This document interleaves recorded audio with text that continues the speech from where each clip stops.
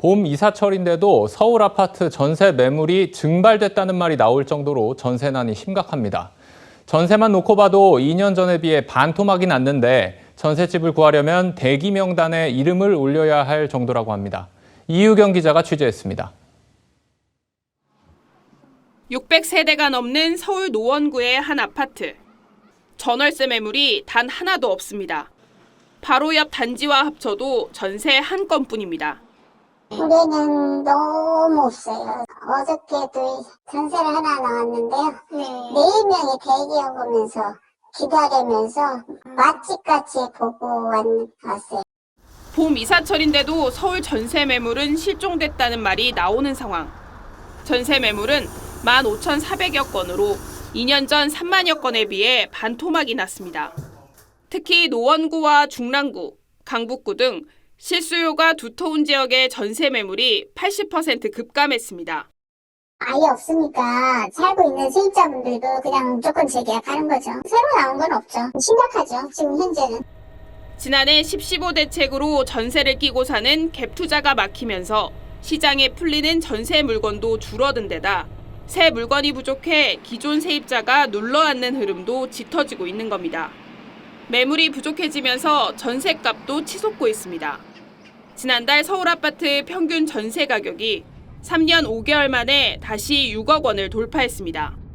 임대차 물량의 감소로 이어지면서 전세 가격의 상승, 월세가 상승으로도 이어지고 있어서 주거비 불안이 과거보다는 커지고 있는 것은 사실이라고.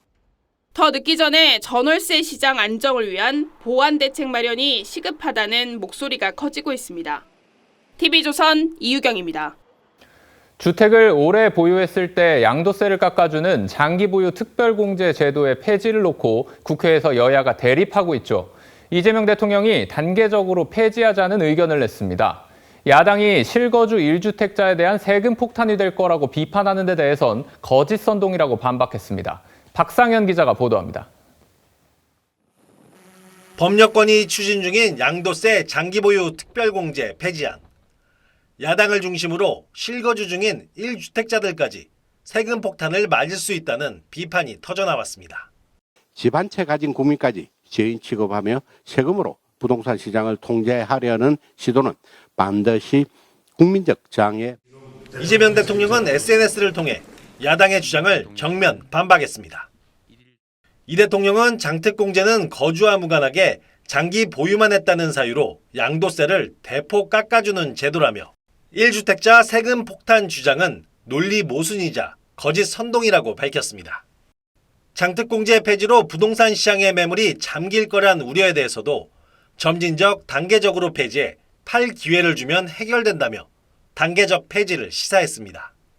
그러면서 6개월은 시행 유예, 다음 6개월간은 절반 폐지, 1년 후에는 전부 폐지하는 방식 등 구체적인 방안까지 거론했습니다.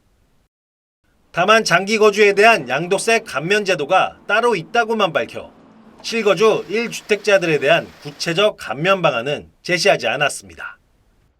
실거주한다면 80% 그대로 유지해준다는 얘기인지 이러한 것들도 지금 논의된 바가 없거든요. 시장에 주는 그런 혼란이나 1주택자에 대한 불안감이 줄어들 것으로 보이고 그게.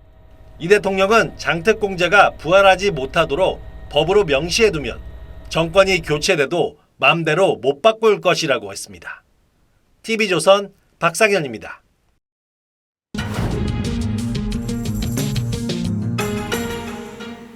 이재명 대통령이 장기보유 특별공제의 단계적 폐지를 시사하면서 부동산 시장을 둘러싼 파장이 커지고 있습니다. 경제부 윤서아 기자와 이 내용 더 짚어보겠습니다.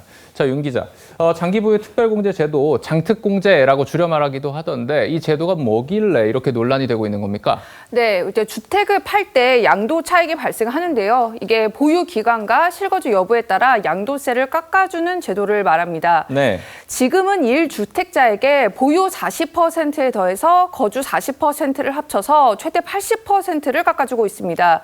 근데 만약 2년 실거주한 뒤에 나머지 8년을 보유만 했다면 이 40%만 깎아주게 되고요. 10년을 실거주해야 가장 많은 혜택인 80%를 온전히 받을 수 있습니다. 이 대통령이 장특공제가 거주 여부와 무관하게 오로지 장기 보유했다는 이유로 양도세를 깎아주는 거다 이렇게 SNS에 썼던데 아까 윤 기자 설명대로라면 이 제도에 이미 실거주자에 대한 세금 혜택이 들어가 있는 거 아닙니까? 네, 그렇습니다. 제가 이 대통령이 말한 장특공제의 정의와 이 장기거주 양도세를 깎아주는 제도는 따로 있다는 내용에 대해 세금 전문가들에게 직접 물어봤는데요. 네. 이 대통령이 현행 세법 구조를 잘못 이해하고 있는 것 같다. 어떤 제도를 얘기하는지 모르겠다며 의구심을 표현했습니다. 일부에선 이 대통령이 장특공제를 전면 폐지하고 실거주자에게만 혜택을 주는 제도를 새로 만드는 걸 전제로 한 발언이 아니냐는 해석도 그래서 나오고 있는 겁니다. 어제도 저희가 보도를 해드렸습니다마는 장특공제를 폐지하게 되면 양도세 부담이 커지잖아요. 그러면서 나올 매물도 못 나오는 매물 잠김 현상이나 그러다 보니까 또 제때 이사를 못 가는 이런 부작용도 좀 발생할 수 있지 않을까요? 네, 맞습니다. 그게 가장 큰 문제인데요. 이 서울에서 10년 이상 실거주한 1주택자가 집을 팔아서 차익을 남겼을 때를 한번 가정해 보겠습니다. 지금은 세금 2,800만 원 정도만 내면 됩니다. 그런데 범야권한 대로 장특공제를 폐지하고 평생 2억 원 한도로 세액공제를 해주면 세금은 무려 4억 원대로 크게 뜁니다. 만약 이 양도세를 내고 다른 집을 사서 이사를 한다면 취득세도 더불어서 내야 하는데요. 그렇게 되면 현실적으로 비슷한 가격의 집으로 이사할 수밖에 없게 되는 겁니다. 대통령은 이 단계적 폐지 방법을 쓰면 매물 잠김도 막을 수 있다라고 얘기를 했는데 전문가들의 의견은 어떤가요? 전문가들은 일시적으로 매물이 증가할 수는 있겠지만 결과적으로 매물 잠김을 심화시킬 걸로 보고 있습니다. 부동산 거래에 있어서 활력을 잃게 되는 것은 100% 확실한 부분인 것 같습니다. 집값 안정을 위해서 했던 여러 가지 조치들이 오히려 당장은 효과를 잠깐 반짝 보고 그 뒤에는 오히려 더 집값을 불안하게 하는 요소가 된다는 점도 고려를 해야 되는 게 맞습니다. 네, 지금도 양도세 중과 유예를 하면서 강남 일대에선 급매물이 조금 늘어나긴 했지만 서울 외곽에선 오히려 집값이 굉장히 많이 뛰고 전세난까지 심각하게 벌어지고 있습니다.